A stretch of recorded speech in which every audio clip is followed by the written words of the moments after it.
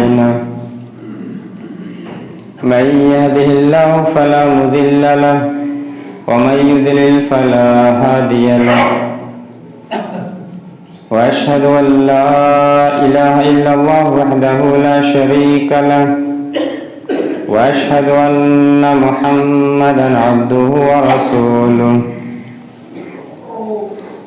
يا أيها الذين آمنوا اتقوا الله حق تقاته ولا تموتن إلا وأنتم مسلمون يا أيها الناس اتقوا ربكم الذي خلقكم من نفس واحدة وخلق منها زوجها وبث منهما رجالا كثيرا ونساء واتقوا الله الذي تساءلون به والأرحام إن الله كان عليكم رقيبا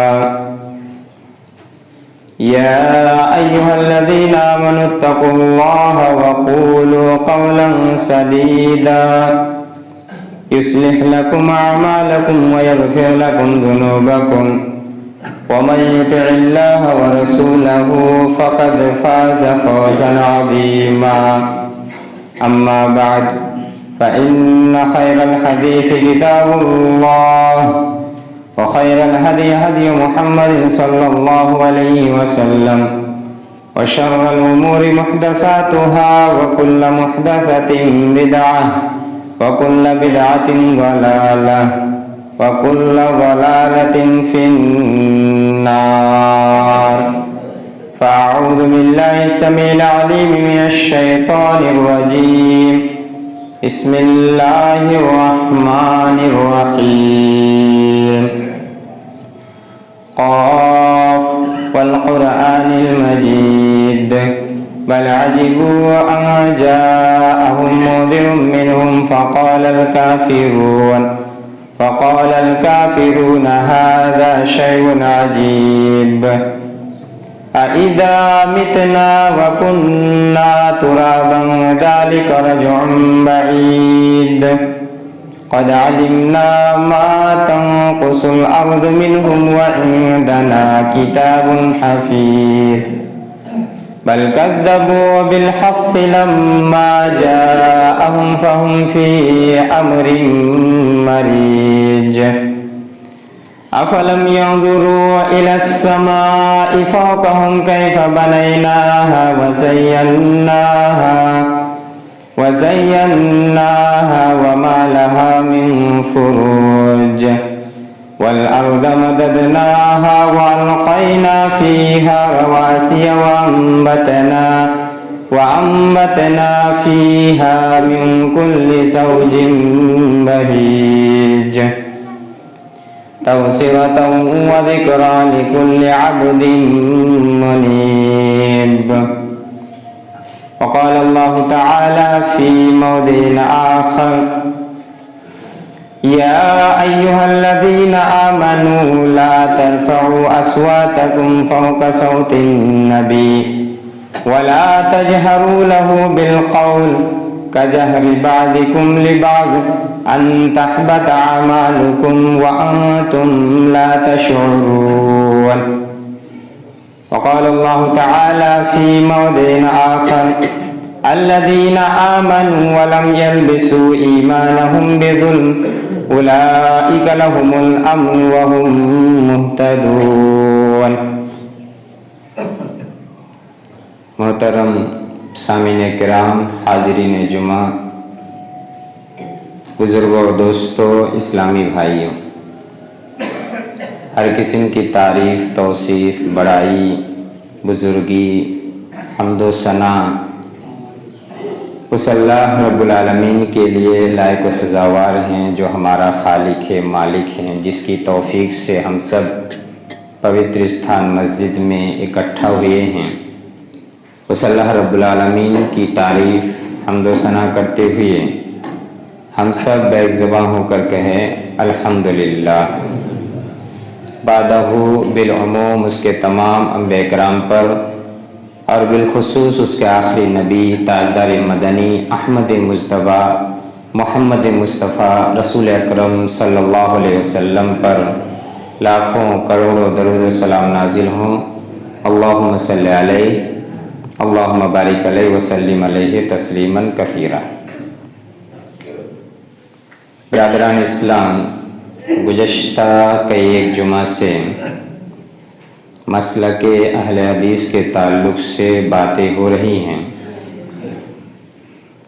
آج بھی انشاءاللہ اسی موضوع کے تعلق سے مزید کچھ باتیں ہوگی۔ گزشتہ جمعہ آخری مرحلہ میں یہ بیان کیا گیا تھا کہ ہمارے مسلمان قوم یا مسلمان جماعت کے اندر دو جماعت یا دو گروہ ایسے ہیں جو دونوں ہی افراط و تفریط یا غلطی پر ہیں۔ ایک ہے جو اپنی سمجھ کو، اپنی سوچ کو قرآن و حدیث کے تعلق سے اپنی ویاکھیا اور اپنی نوٹس کو، اپنی ریمارکس کو تھوپنے کی کوشش کرتے ہیں، یہ بھی غلط ہیں۔ اور دوسری ایک جماعت ہے جو اماموں کی ہر بات کو من و عن بغیر کسی تحقیق کے یا ان کے سامنے کوئی آیت آ جائے، کوئی واضح حدیث آ جائے، پھر بھی وہ اماموں کی باتوں کو قرآن و حدیث کے اوپر ترجیح دینے کی کوشش کرتے ہیں، یہ بھی غلط ہیں۔ یہ دونوں ہی افراط و تفریط پر مبنی ہیں۔ اس کے بیچ و بیچ اعتدال والا راستہ ہمیں اختیار کرنا چاہیے، ہمیں معتدل مزاج کا ہونا چاہیے۔ نہ تو ہم میں سے کسی کے لیے یہ حق ہے کہ وہ اپنی سوچ کو قرآن و حدیث کے اوپر تھوپیں، اور نہ ہی کسی امام کی بات حرف آخر یا آخری بات ہو، یہ بھی صحیح نہیں ہے۔ ہم اپنی طرف سے ویاکھیا، اپنی طرف سے توضیح، شرح، ریمارکس کر سکتے ہیں۔ کب؟ قرآن و حدیث کو مان لینے کے بعد، قرآن و حدیث کے دلائل کو سمجھ لینے کے بعد مزید اس بات کو واضح کرنے کے لیے، کلیئر کرنے کے لیے کوئی اگزامپل، کوئی اپنی طرف سے وضاحت ہم کر سکتے ہیں۔ بڑے بڑے اماموں نے کیا ہے، لیکن اس کا مطلب یہ نہیں ہے کہ ہم قرآن و حدیث کے دلیل کو پرے رکھ کر کے، قرآن و حدیث کے دلیل کو ایک طرف رکھ کر کے پہلے ہی اپنی سوچ کو تھوپنے کی کوشش کریں، یہ صحیح نہیں ہے۔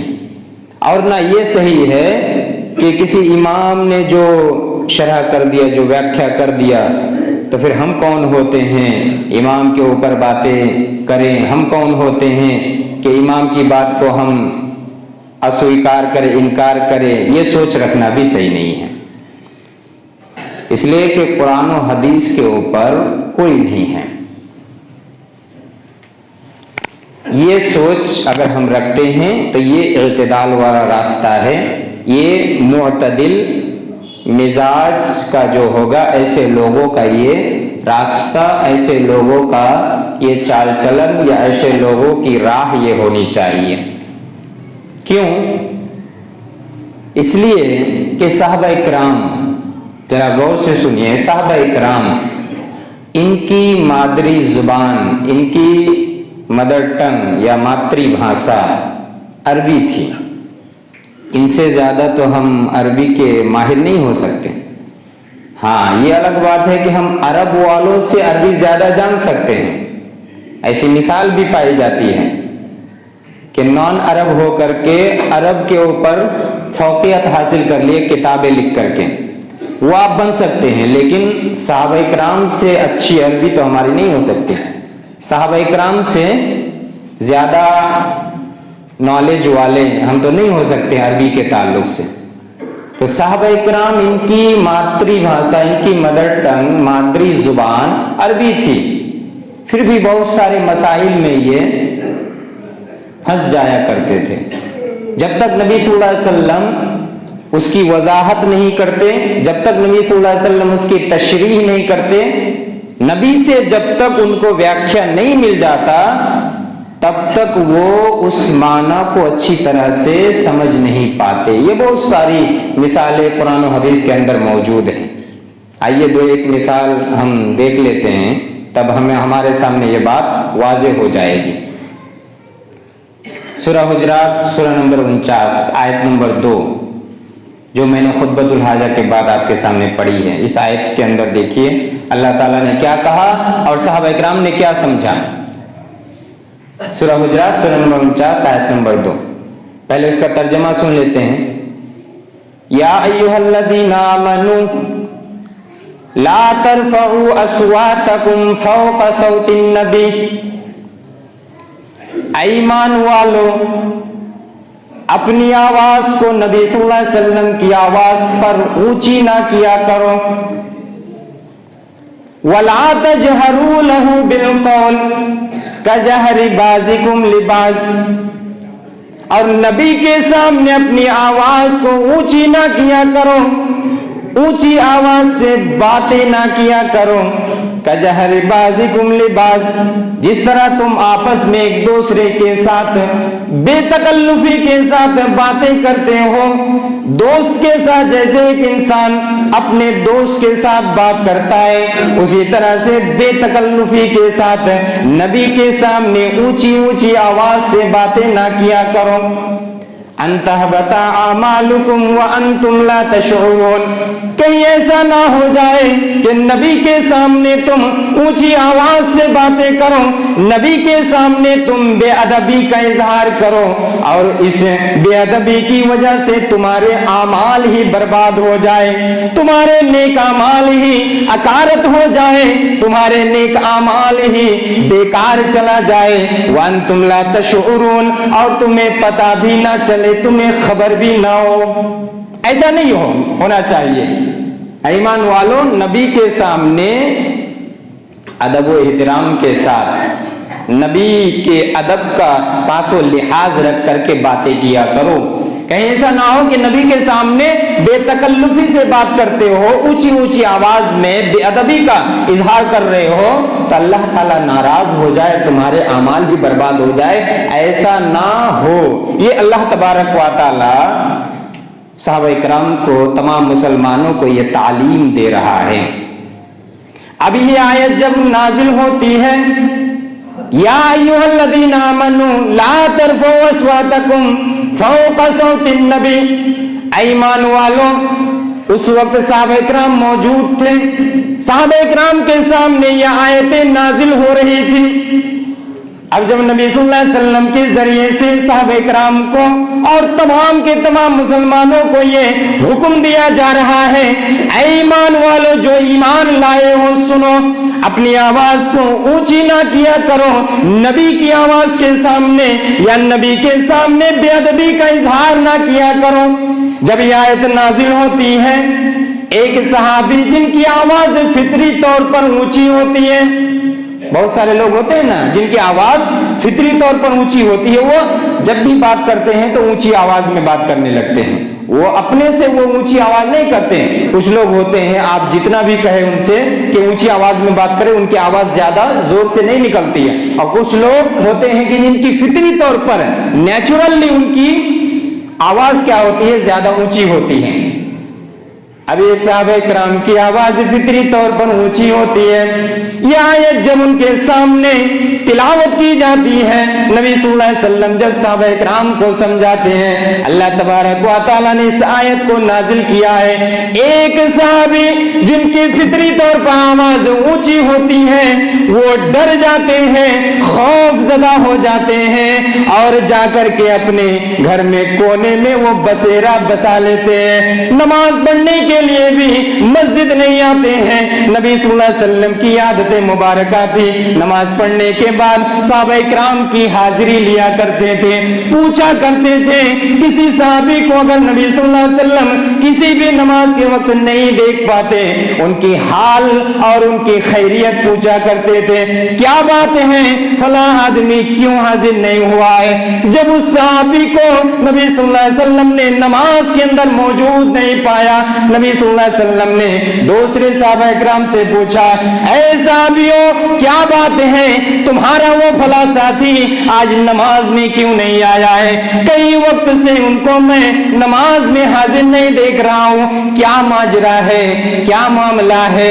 جب یہ نبی صلی اللہ علیہ وسلم کی طرف سے سوال کیا جاتا ہے، بہت سارے صحابہ کرام بیان کرتے ہیں، جواب دیتے ہیں، اے اللہ کے نبی، ان کی آواز فطری طور پر اونچی ہے اور اللہ تبارک و تعالی نے یہ آیت نازل کر دی ہے، یا ایھا الذین آمنوا لا ترفعوا اصواتکم فوق صوت النبی، اے لوگوں، اے ایمان والوں، اپنی آواز کو نبی کی آواز سے اونچی نہ کیا کرو، اپنی آواز کو اوپر نہ کیا کرو۔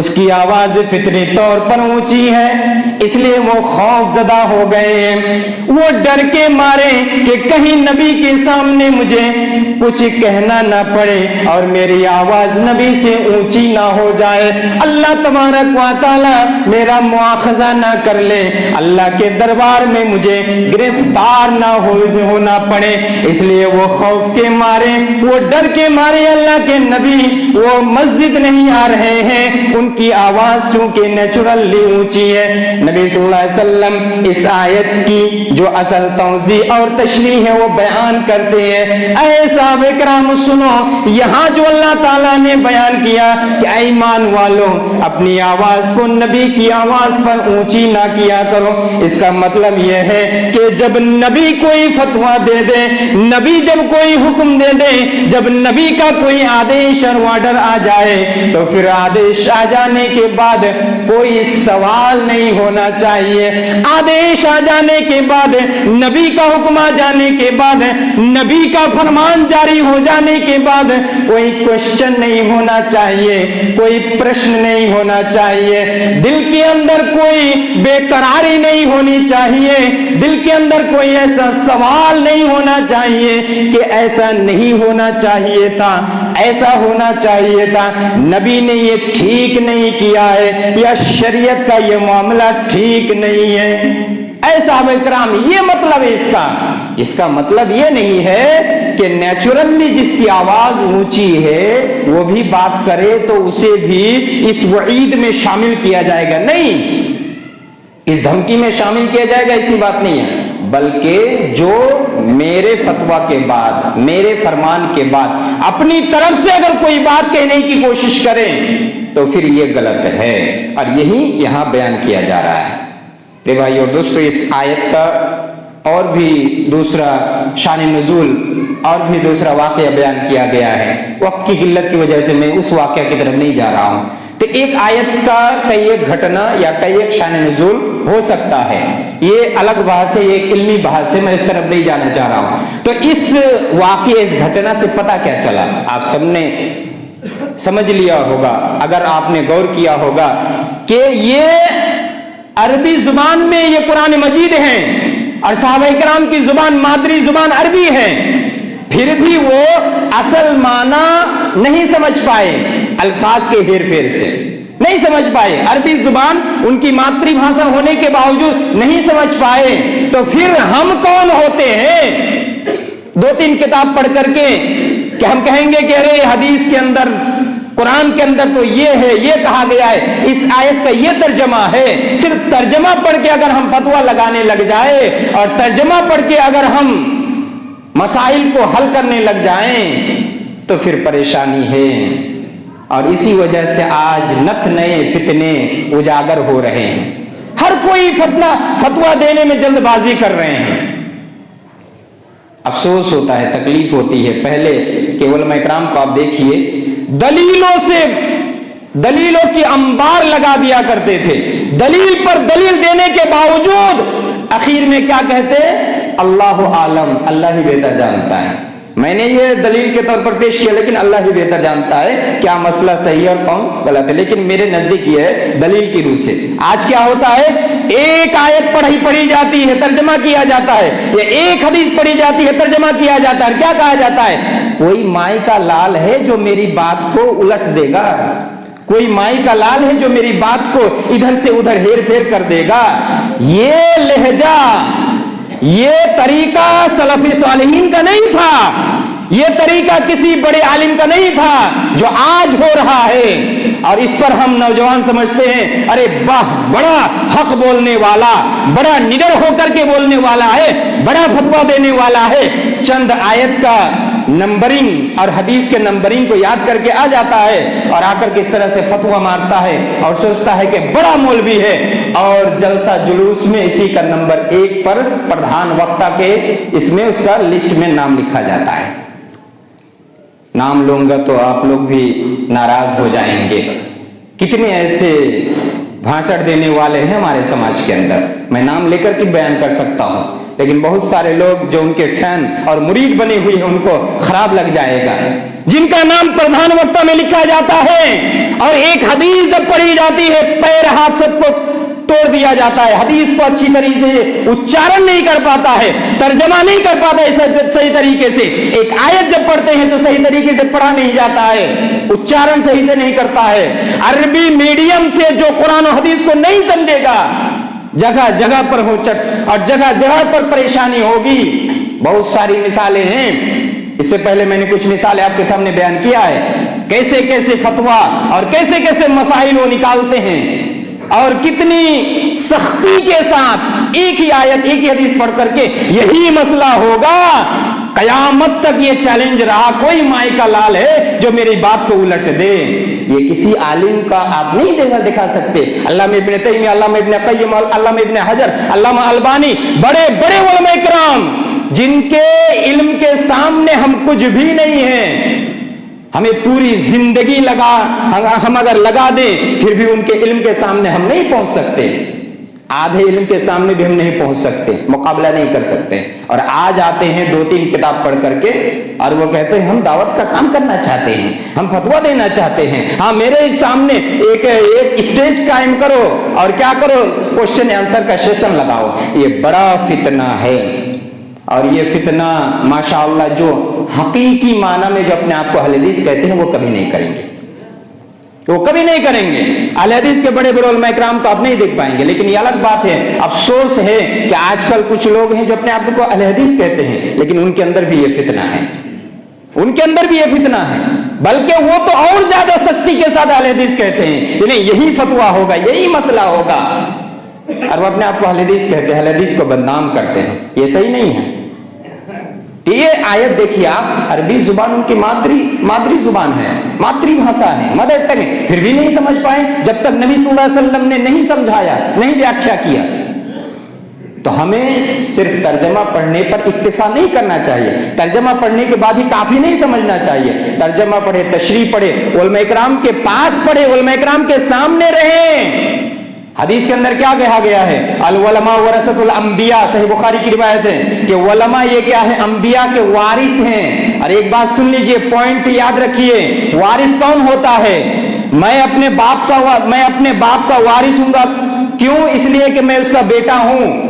اپنی ماں کے زمین جائیداد میں میرا حصہ رہے گا، کیوں؟ میں اس لیے اس کا بیٹا ہوں، اس کے ساتھ میرا ریلیشن تعلق ہے، اس لیے میں وارث ہو رہا ہوں۔ پتا کیا چلا، علماء اکرام کو نبی کے وارثین کہا گیا ہے، یعنی ہمیں علماء اکرام سے ایک بعد دیگر علم کو حاصل کرنا پڑے گا، سمپرک رکھنا پڑے گا، ریلیشن رکھنا پڑے گا۔ آپ کسی عالم سے ریلیشن نہیں رکھیں گے، اپنے سے آپ پڑھنے کی کوشش کریں گے تو آپ صحیح طریقے سے مسائل کو نکال نہیں سکتے۔ ہاں، انفارمیشن آپ کے پاس رہے گی، معلومات آپ کے پاس رہے گی، لیکن مسائل میں آپ کو پریشانی ہوگی۔ آگے بڑھیے، صوم روزہ کے تعلق سے ہم جانتے ہیں ایک آیت مشہور و معروف آیت ہے، سورہ بقرہ سورہ نمبر 2 آیت نمبر 187۔ اس آیت کے اندر کیا کہا دیکھیے، اور صحابہ اکرام نے کیا سمجھا، وَكُلُوا وَاشْرَبُوا حَتَّى يَتَبَيَّنَ لَكُمُ الْخَيْطُ الْأَبْيَضُ مِنَ الْخَيْطِ الْأَسْوَدِ مِنَ الْفَجْرِ۔ رمضان کے تعلق سے، سحری کھانے کے تعلق سے اس آیت کے اندر بیان کیا جا رہا ہے، اے لوگو وَكُلُوا وَاشْرَبُوا، کھاؤ پیو، یعنی سحری کھایا کرو، حَتَّى يَتَبَيَّنَ لَكُمُ الْخَيْطُ الْأَبْيَضُ مِنَ الْخَيْطِ الْأَسْوَدِ، کب تک کھایا کرو؟ جب تک کہ سفید دھاگا کالی دھاگا سے الگ نہ ہو جائے، تمیز نہ ہو جائے، یعنی جب تک ایک سادہ دھاگا، ایک سفید دھاگا اور ایک کالی دھاگا کے اندر تمیز نہ کر پاؤ تب تک تم کھاؤ پیو۔ اب یہ آیت جب نازل ہوتی ہیں تو صحابہ اکرام کیا کرتے ہیں؟ ایک سفید دھاگا کو لیتے ہیں، ایک کالی دھاگا کو لیتے ہیں، اور کوئی کیا کرتے ہیں؟ کوئی صحابی تو اپنے پیر کے اندر باندھ لیتے ہیں، کوئی صحابی اپنے تکیہ کے اندر نیچے رکھ لیتے ہیں اور دیکھتے رہتے ہیں کہ کب یہ اجالا ہو اور سفید دھاگا اور کالی دھاگا الگ ہو جائیں، یعنی سفید کو سفیدی میں دیکھنے کی کوشش کریں اور کالی کو کالا دکھائی دیں۔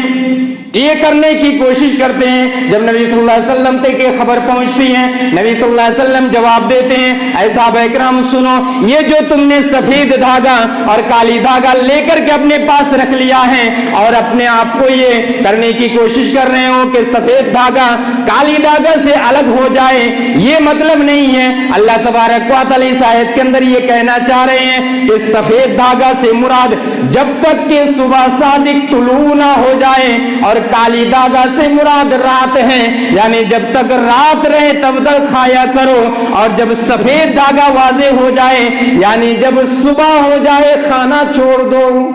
صبح ہو جائے مطلب فجر ہو جائے، فجر کا وقت ہو جائے۔ یہاں دیکھیے صحابہ اکرام نے کیا کیا، ماتری بھاشا ان کی عربی تھی، پھر بھی وہ سادہ دھاگا اور کالی دھاگا، سفید دھاگا اور کالی دھاگا کو لیا، حالانکہ یہاں سفید دھاگا سے مراد صبح کا وقت، جب اذان کا وقت ہو جاتا ہے فجر کے، اور کالی دھاگا سے مراد رات ہے۔ نہیں سمجھ پائے وہ لوگ جب تک نبی صلی اللہ علیہ وسلم نے نہیں سمجھایا۔ اس طرح سے بہت ساری مثالیں ہیں، وقت اجازت نہیں دیتا، اسی پر میں اکتفا کر رہا ہوں کہ یہ بہت ساری اس طرح کی مثالیں قرآن حدیث کے اندر آپ کو ملے گی۔ یہ میں صرف اگزامپل کے طور پر دو مثالیں، دو آیت سے میں نے آپ کے سامنے پیش کیا۔ پتہ کیا چلا کہ ہم اپنی سوچ کو اگر قرآن و حدیث کے اوپر تھوپنے کی کوشش کریں اور یہ سوچیں کہ ہم نے تو قرآن پڑھ لیا ترجمہ کے ساتھ، ہم نے تو پڑھ لیا حدیث ترجمہ کے ساتھ، کافی نہیں ہے، یہ انف نہیں ہے، بلکہ علماء کرام کے پاس رہنا پڑے گا، ان کے ساتھ اٹھنا بیٹھنا پڑے گا، قرآن و حدیث کو صحیح طریقے سے پڑھنا پڑے گا۔ اتنا آسان نہیں ہے۔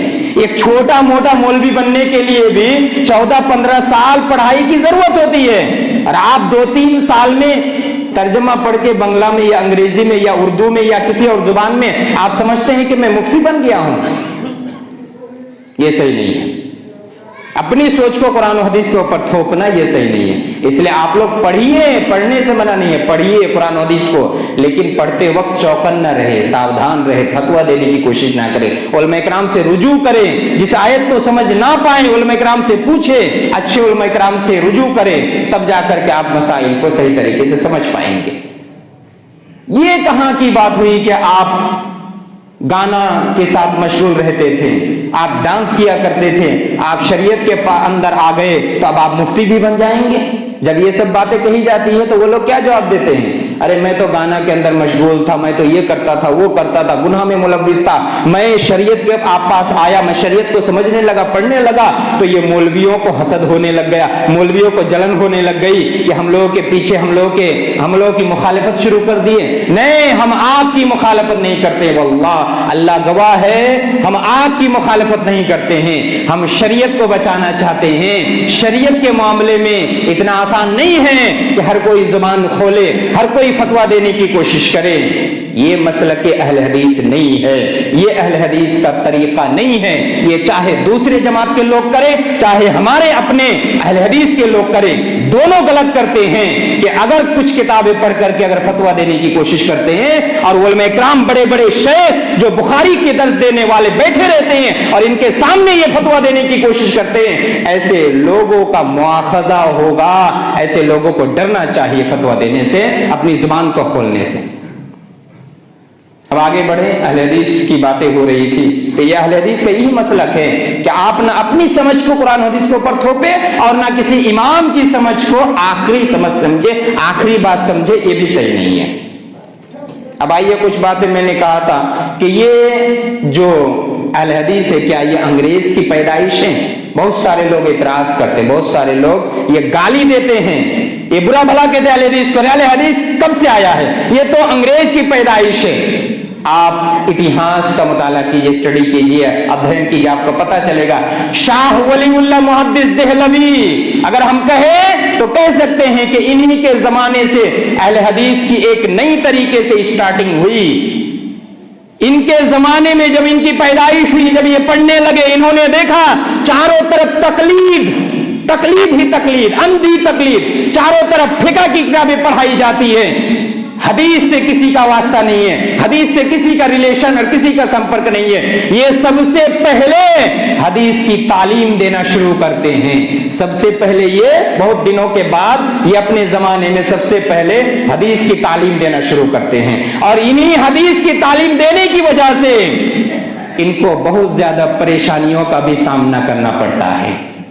یہ حنفی تھے، یہ اپنے خاندان کے حساب سے یہ حنفی تھے، شاہ ولی اللہ محدث دہلوی، لیکن انہوں نے آمین بالجہر، زور سے آمین کو صحیح قرار دیا۔ مسائل کو جب دیکھا، قرآن و حدیث کی روشنی میں آمین زور سے کہنا، اس کو صحیح قرار دیا۔ رفع الیدین کو نماز میں اس کو صحیح قرار دیا۔ تکبیرات فی العیدین، عیدین میں جو 12 تکبیر کے ساتھ اہل حدیث علماء کرام نماز پڑھاتے، اس کو انہوں نے صحیح قرار دیا۔ یعنی جن کو انہوں نے صحیح سمجھا، جس مسئلہ کو انہوں نے صحیح سمجھا قرآن و حدیث کی روشنی میں، اس کو انہوں نے صحیح کہا۔ یہ تقلید کے جمود میں پھنسے ہوئے نہیں تھے، یہ اندھی تقلید میں نہیں تھے، بلکہ یہ تحقیق کرنا شروع کیے، اور اسی وجہ سے لوگوں کے اندر بھی ایک تحقیق کی لہر دوڑ گئی۔ لوگ بھی اب تحقیق کرنے لگے کہ نہیں، ہمیں قرآن و حدیث کو ماننا ہے، ہمیں قرآن کے ساتھ ساتھ صحیح احادیث پر عمل کرنا ہے۔ تو یہ محدث دہلوی، اگر انہوں نے حدیث کا پرچار کیا، اگر انہوں نے حدیث پر عمل کرنے پر لوگوں کو ابھارا، اگر یہ اہل حدیث، اگر یہ حدیث کی تعلیم کو پرچار پرسار کر سکتے ہیں، تو آپ کہیے کہ یہ بھی انگریز کے دلال تھے۔ حالانکہ محدث دہلوی یہ انگریز کے خلاف اعلان جنگ کیا، جنگ کا اعلان کیا تھا، اور اہل حدیث کے ساتھ مل کر کے، علماء کرام کے ساتھ مل کر کے یہ انگریز کے خلاف لڑنے کے لیے تیار ہو گئے، لوگوں کو بھی تیار کیا۔ اور صرف اتنا ہی نہیں، ان کے ہی پوتے شاہ اسماعیل، نام یاد رکھیے، سن کر کے رکھیے اتہاس کو، شاہ اسماعیل شہید جن کو کہا جاتا ہے، جو شہید ہو گئے تھے انگریزوں کے خلاف، انہوں نے بھی اعلان جنگ کیا، جنگ کا اعلان کیا انگریزوں کے خلاف، کہ انگریزوں کا کوئی حق نہیں ہے کہ اس انڈیا کے اندر، بھارت کے اندر آ کر کے لوگوں کے اوپر ظلم و جبر اور لوگوں کے اوپر انیائے اتیاچار کریے۔ شاہ اسماعیل صاحب ہیں، اور انہوں نے ہی کتاب لکھی، ایک مشہور کتاب ان کی عربی زبان میں، بہت سارے مدرسہ میں وہ کتاب پڑھائی بھی جاتی ہے، میں نے بھی کبھی پڑھایا ہے، تقویت الایمان، یعنی ایمان کو مضبوط کرنا۔ یہ تقویت الایمان میں کہیں بھی آپ کو جنگ کے خلاف باتیں نہیں ملے گی، کہیں بھی آپ کو تشدد اور سختی کے ساتھ کوئی بات نہیں ملے گی، لیکن پھر بھی ان کی مخالفت ہوئی۔ کیوں مخالفت ہوئی جانتے ہیں؟ اس لیے مخالفت ہوئی کہ انہوں نے شرک کی دھجیاں اڑا دی ہیں اس کتاب کے اندر، بدعت و خرافات کے چھیتڑے نکال دیے ہیں اس کتاب کے اندر، لیکن کہیں بھی انہوں نے گالی گلوچ، سخت الفاظ یا کسی کے خلاف کوئی بھی الفاظ استعمال نہیں کیے، صرف شرک کے خلاف کہے، بدعات کے خلاف انہوں نے علم بردار، علم اونچا کیا۔ اس وجہ سے ان کے خلاف ہو گئے بڑے بڑے جو علماء سو تھے، جو بدعات و خرافات کے اندر ڈوبے ہوئے تھے، ان کے خلاف ہو گئے، اور یہ انگریز کے خلاف اعلان جنگ کیا۔ انہوں نے ہی ایک کتاب لکھا، تنویر العینین فی رفع الیدین، رفع الیدین کے بارے میں انہوں نے ایک کتاب لکھی کہ نماز کے اندر رفع الیدین کرنا چاہیے۔ یہ شاہ اسماعیل انگریز کے خلاف لڑے اور حدیث کا پرچار پرسار کیے۔ اگر اہل حدیث انگریز کی پیدائش ہے جو لوگ کہتے ہیں، تو پھر شاہ اسماعیل کو آپ کیا کہیں گے؟ یہ تو آپ ہی کے گھرانے کا ہے، یہ بھی تو حنفی ہے، یہ بھی حنفی تھے، لیکن انہوں نے حدیث کے اوپر عمل کیا، انہوں نے تقلید کو نہیں قبول کیا، انہوں نے تحقیق کیا، ریسرچ کیا، جو صحیح ملا اسی کے اوپر انہوں نے عمل کیا، اور یہ تقویت الایمان کے ذریعے سے لوگوں کے سامنے بدعت و خرافات، شرک کے بازار کو گرم ہونے سے روکا انہوں نے اس کتاب کے ذریعے، اور یہی انگریز کے خلاف بھی لڑے۔ تو یہ انگریز کے خلاف لڑنے والے تھے، تو پھر اہل حدیث انگریز کی پیدائش کیسے ہوئی؟ آگے بڑھیے، مولانا عنایت علی اور مولانا ولایت علی۔ مولانا عنایت علی انہوں نے ایک کتاب لکھی عمل بالحدیث۔ جب لوگوں نے حدیث کے اوپر عمل کرنا چھوڑ دیا، انہوں نے کتاب لکھی عمل بالحدیث، یعنی عمل اگر ہوگا حدیث کے اوپر عمل ہوگا۔ عمل بالحدیث کا معنی کیا ہے؟ حدیث کے اوپر عمل، یعنی ہمارا عمل کسی فقہ کے اوپر نہیں ہوگا، کسی دوسری کتاب پر نہیں ہوگا، ہمارا عمل ہوگا حدیث کے اوپر ہوگا۔ انہوں نے ایک کتاب لکھی عمل بالحدیث۔ اور ولایت علی، یہ عنایت علی اور ولایت علی، ان دونوں میں سے کسی ایک عالم نے کیا کیا ہے جانتے ہیں؟ 1 سال نہیں، 2 سال نہیں، 3 سال نہیں، بلکہ لمبی مدت 12 سال تک دعوت و تبلیغ کا کام کرتے رہے۔ اور کہاں کرتے رہے؟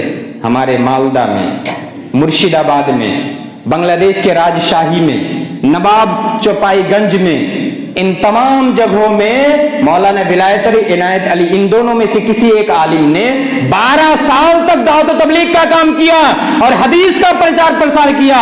اسی وجہ سے آپ دیکھیں گے مالدہ میں سب سے زیادہ اہل حدیث ہے تعداد کے اعتبار سے، مرشد آباد دوسرے علاقے کے حساب سے، دوسرے علاقے کے حساب سے جب آپ ملائیں گے تو آپ کو ملے گا کہ اہل حدیث مالدہ، مرشد آباد، راجشاہی، نواب چپائی گنج، ان تمام علاقے میں اہل حدیث کی تعداد زیادہ ہے دوسرے علاقے کے بالمقابل۔ کیوں آپ کو تعداد زیادہ مل رہی ہے؟ کیوں آپ کو سنکھیا زیادہ مل رہی ہے؟ آپ نے اتہاس پڑھا؟ اگر آپ پڑھتے تو آپ کو پتا چلتا کہ ان لوگوں نے 12 سال تک دعوت و تبلیغ کا کام کیا اور حدیث کو پرچار پرسار کیا، حدیث کو لوگوں کے سامنے واضح کیا کہ اگر عمل ہوگا حدیث کے اوپر ہوگا، کسی فقہ کے اوپر نہیں ہوگا۔ تو میرے بھائیو اور دوستو، کہنے کا مقصد یہ ہے کہ اہل حدیث یہ انگریز کی پیدائش نہیں ہے، بلکہ انگریز کے خلاف سب سے زیادہ اگر اعلان جنگ کرنے والے ہیں وہ علماء اہل حدیث ہے۔ علماء صادق پور، جو صادق پور کے علماء کرام، یہ سب کے سب اہل حدیث تھے، اور انہوں نے انگریز کے خلاف جنگ کی، اور ان میں سے نہ جانے کتنے علماء کرام شہید ہو گئے۔ پیڑ پر، ہر ایک پیڑ کے اوپر علماء کرام کی لاش کو لٹکا دیا گیا تھا، یہ شہید ہوئے تھے۔ تیتو میر، آپ لوگوں میں سے بہت سارے لوگوں نے نام سنا ہوگا، پڑھا ہوگا کتاب کے اندر، تیتو میر۔